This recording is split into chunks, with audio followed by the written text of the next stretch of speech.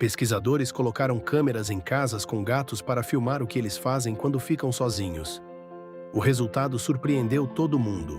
Gatos que demonstravam apego ao tutor passavam parte do tempo perto da porta ou no lugar favorito do dono, especialmente nas horas próximas ao horário habitual de chegada. Eles não ficam latindo, não destroem a casa de ansiedade, eles simplesmente esperam, do jeito deles, em silêncio, com a paciência que só um gato tem. E quando você abre a porta, mesmo que ele finja indiferença, o organismo dele libera ocitocina, o hormônio do amor, o mesmo que você sente quando abraça alguém que ama. Ele estava esperando por você, todo dia. Comenta aqui.